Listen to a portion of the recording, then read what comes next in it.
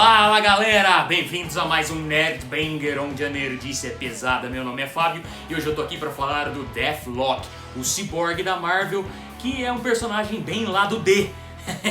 Já curte esse vídeo, já se inscreve no canal se não for inscrito e já nos siga em nossas redes sociais, meus amigos. Nós somos Nerd Banger no Face e no Insta. Então bora pra esse vídeo maravilhoso. Roda a vinheta, editor!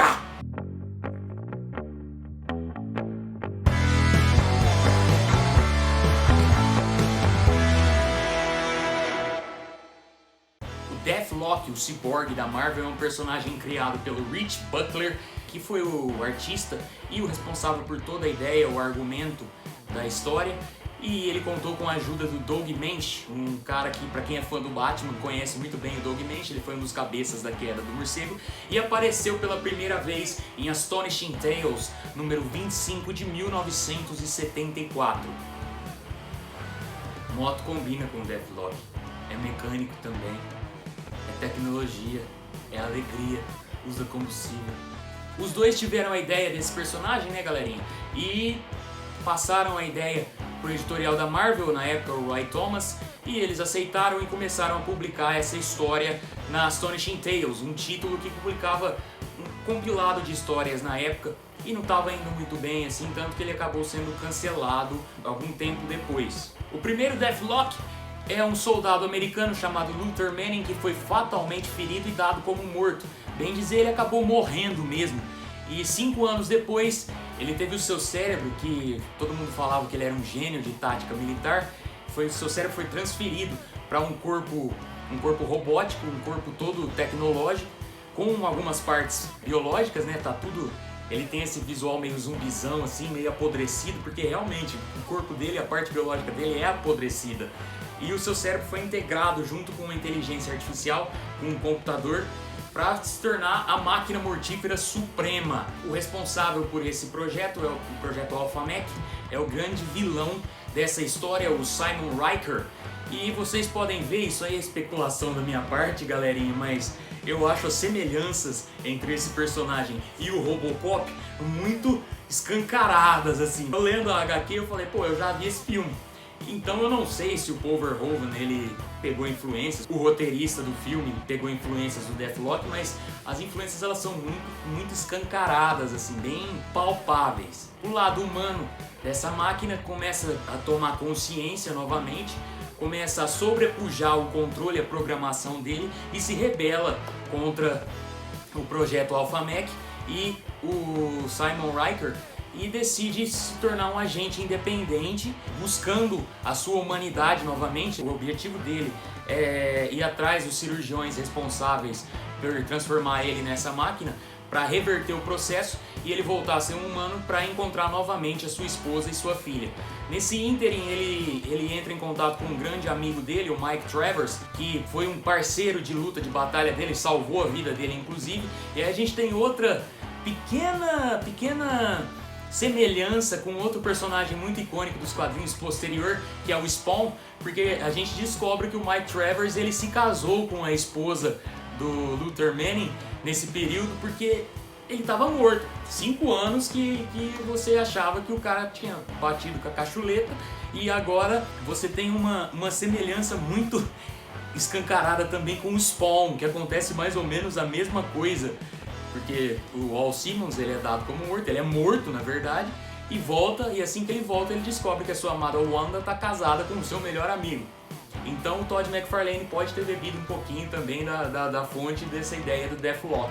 Esse primeiro volume segue então com várias pequenas missões do Deathlok procurando encontrar esse cirurgião responsável por transformar ele em máquina, ao mesmo tempo que ele tem que lidar com as ameaças do coronel Simon Riker, que está querendo recapturar ele, está querendo acabar com ele, e manda várias ameaças tecnológicas, um tanque de guerra controlado pela mente de uma mulher, um outro ciborgue com a forma de lobo, que é o lobo de guerra, que depois foi retomado na cronologia do personagem mais pra frente, com um outro Deathlok, que eu vou falar já no vídeo. E a história vai seguindo isso, é uma narrativa meio truncada. Essa primeira história do Deathlok, ela não é uma leitura assim de muita qualidade. Eu diria que o Rich Buckler, ele estava mais preocupado em mostrar todo o seu talento de artista, em desenhar cenas de ação. A arte é maravilhosa, pra vocês terem uma ideia. O Cyborg mandando bala em todo mundo e descendo o cacete, mas a história ficou meio que relegada a segundo plano. A gente não tem bom desenvolvimento desse mundo pós-apocalíptico, né? Que se passa, curiosamente, em 1990, dado que o arco foi lançado em 1974, o ser humano ele achava que a gente atingia um nível tecnológico muito rápido, né, galerinha? Porque em 1990 o que a gente tinha de mais avançado era a banheira do Gugu e o Raimundos tocando no Programa Livre e no Domingo Legal. Então a gente não tinha essa tecnologia de inteligência artificial e ciborgues ultra avançados e esse mundo pós-apocalíptico. Não foi bem assim que aconteceu. Mas na cronologia Marvel ele é um personagem que ficou meio deslocado e essas histórias dele se passam num futuro, numa linha alternativa de tempo, um futuro pós-apocalíptico. E a história em si, ela não teve uma conclusão, graças a Astonishing Tales ter sido cancelada no número 36. O número 37 foi escrito com uma pequena conclusão e depois só saiu em Marvel Spotlight número 33, algum tempo depois, meio que concluindo, deixando muitas pontas soltas essa história. E o arco em si ele foi concluído só em 1983, num crossover do Deathlock com o Capitão América em 3 edições, no qual o clone do Luther Manning, um clone que trocou de consciência com o Deathlock, e ambos assim ficaram com consciência do Luther Manning. Isso traz algumas questões filosóficas também sobre quem que é o Luther Manning de verdade, qual dos dois tem a alma do Luther Manning. Mas ele volta no tempo, esse clone, para tentar impedir o evento que desencadeou esse futuro pós-apocalíptico que o Deathlock foi criado. Então ele conta com a ajuda do Capitão América. Aí a gente tem dois exemplos de super-humanos. Eu diria que os dois são antíteses, assim. Ele leva em conta o ideal do humano perfeito, do supremo ser humano, o Capitão América, com a sua condição atlética sobre-humana, a sua força. E o outro, o Deathlock, que é uma aberração. Bem dizer, ele é uma aberração, ele é um morto-vivo ligado a uma máquina, super dependente da máquina para continuar vivo. Então a gente tem essa dicotomia entre os dois lados, o ser humano perfeito e o ser humano super dependente da máquina. Isso vem de um medo que tinha nos anos 70 e anos 80 dessa tecnologia que está avançando demais, tanto que a gente tem grandes obras de ficção científica nos anos 80, como o próprio Exterminador do Futuro, no qual o medo generalizado da população para com o crescimento desencadeado da tecnologia serviu de inspiração para tantas obras legais de ficção científica, e o Deathlock foi uma delas. Logo após esse arco com o Capitão América, a história do Luther Manning é concluída. O Deathlock não tinha espaço na época para integrar o universo Marvel, assim, o editorial da Marvel não achou que ele tinha potencial, acabou matando ele logo depois, e o personagem acaba sendo retomado só em 1990 pelas mãos do talentosíssimo Dwayne McDuffie, um dos cabeças do universo Milestone. Ele cria um novo Deathlock, o Michael Collins, que já está na linha do tempo primordial da Marvel, do universo 616.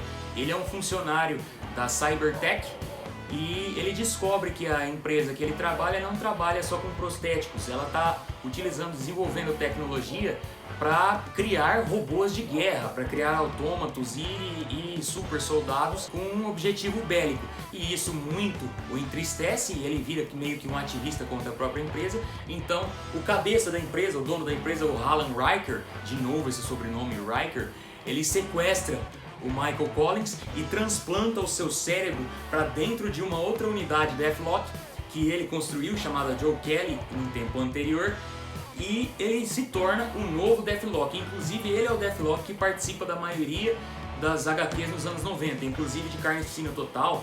O Deathlock que aparece lá é o Deathlock Michael Collins.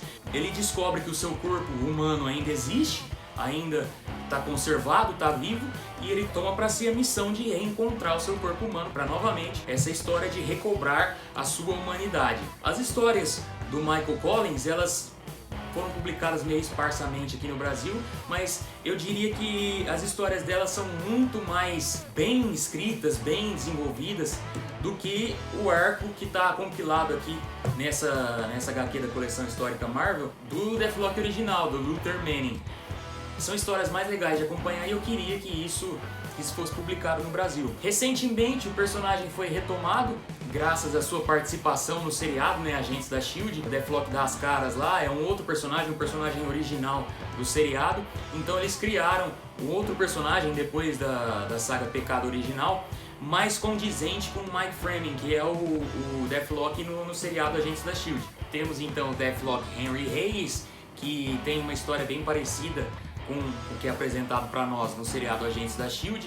Ele tem novamente o seu cérebro transplantado para a humanidade Deathlock e é programado para virar uma máquina mortífera. Temos também a Deathlocket, uma menina, Rebecca Riker. Ela é filha do Harlan Riker, o vilão principal do Deathlock, Michael Collins. Ela sofre um acidente e o seu pai usa toda a sua expertise tecnológica para salvar a vida dela. Ela apareceu primeiramente em Vingadores Arena, uma das primeiras publicações da Marvel Now, da nova Marvel aqui no Brasil, no qual vários jovens Vingadores são capturados pelo vilão Arcade para participar tipo de um Battle Royale, meio Jogos Vorazes assim, para ver qual deles iria sobreviver num jogo. E ela deu as caras também num tie-in da última mega saga que saiu aqui no Brasil, a Guerra dos Reinos. Ela faz parte da equipe da Kate Bishop. Ela é uma personagem assim que ela tem potencial, porque o fato dela ser uma adolescente e ter esse problema dela ser meia máquina também lembra muito o Cyborg da DC, né? Então ela tem um potencial muito grande. No mais, quem quiser ler uma história do Deathlock original, do Luther Manning, uma história realmente boa dele, eu recomendo pra vocês essa minissérie aqui, ó, Deathlock The Demolisher, do selo Marvel Knights, que é um selo mais adulto da Marvel. Ela é escrita pelo Charlie Huston e desenhada por Lan Medina. O Charlie Huston, ele tem uma fase muito legal no Cavaleiro da Lua, que saiu em Marvel Action há uns anos atrás, pela Panini. Essa fase aqui, essa minissérie, ela infelizmente não saiu no Brasil e acho que nunca vai sair, então procurem os meios alternativos para lê-la, porque realmente vale muito a pena. Isso aqui parece uma adaptação cinematográfica da história do Luther Manning. Eu diria que isso aqui é só transpassar para um roteiro de cinema e filmar, porque a história ela tem cara de filme. Ela é escrita com esse intuito, dá a entender que ela é escrita para um filme. E a arte é muito legal, Lan Medina. A história é mais atualizada narrativamente falando, ela não é datada. É uma excelente HQ isso aqui. Infelizmente, como eu disse, vocês não vão encontrar no Brasil e provavelmente a Panini nunca vai publicar. Mas vale a pena vocês lerem isso aqui. Isso aqui é muito bom. Tirando o final, que tem um desfecho meio... Eu achei um desfecho meio fraco, meio raso.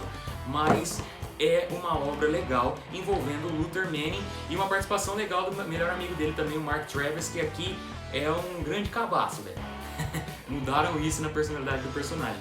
Mas vale a dica. É isso aí então, galera, esse foi mais um Nerd Banger. Se vocês tiverem algumas dúvidas em relação ao personagem Deathlock, coloca nos comentários aí, cara, se vocês tiverem alguma coisa pra adicionar, se vocês queriam conhecer um pouquinho mais a fundo sobre os outros Deathlocks que eu falei meio por cima aqui nesse vídeo, falei mais do Luther Manning, do original, né?